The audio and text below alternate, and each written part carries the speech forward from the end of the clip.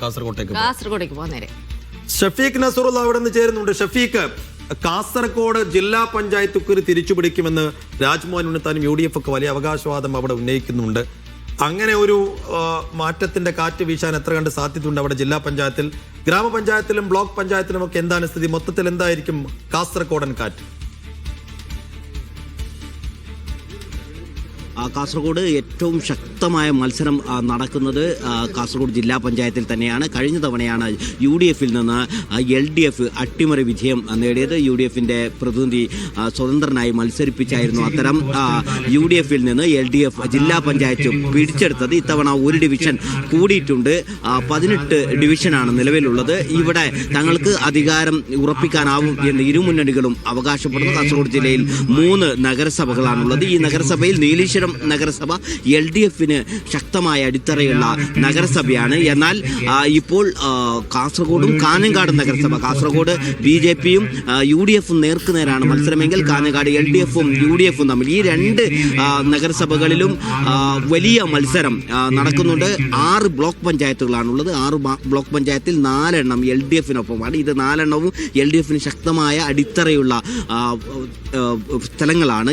Kasaragod block panchayat മാത്രമാണ് UDFിന് ഉറച്ച ഒരു കോട്ട എന്ന് പറയാൻ കഴിയും. മഞ്ചേശ്വരത്ത് BJPയും UDFും നേർക്കുനേരെയാണ് അവിടെ മത്സരം നടക്കുന്നത്. SDPയുടെ പിന്തുണയോടുകൂടിയായിരുന്നു കഴിഞ്ഞ തവണ മുസ്ലിം ലീഗിന് പ്രതിനിധി അവിടെ UDFിൻ്റെ അധികാരം നിലനിർത്താൻ സാധിച്ചത്. അങ്ങനെ 6 ബ്ലോക്ക് പഞ്ചായത്തുകളിൽ 5ഇടത്തും 4ഇടത്ത് LDFും 1 സ്ഥലത്ത് UDFും. എന്നാൽ മഞ്ചേശ്വരത്ത് എന്ത് സംഭവിക്കും എന്നത് ഇന്ന് റിസൾട്ട് കണ്ടു തന്നെ അറിയണം. 38 ഗ്രാമപഞ്ചായത്തിൽ 13 വീതം പഞ്ചായത്തുകൾ LDFിനും UDFിനും വലിയ അടിത്തറയുള്ളതാണ്.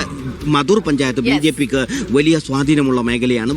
ശേഷിക്കുന്ന 11 പഞ്ചായത്തുകളിലാണ് വിധി ഏതൊക്കെ മുന്നണികൾക്കാവും കിട്ടുക എന്ന ഒരു കാര്യം വരിക. ഏറ്റവും കൂടുതൽ ശക്തമായ മത്സരം നടക്കുന്നത് ജില്ലാ പഞ്ചായത്തിൽ തന്നെ. ഇത്തവണ പിടിച്ചെടുക്കാനാവുമെന്ന് UDFും അതോടൊപ്പം തന്നെ ഇത്തവണ അധികാരം നിലനിർത്താൻ കഴിയും എന്ന് LDFും പ്രതീക്ഷിക്കുന്ന ഒരു മണ്ഡലമാണ്. സൈഫു.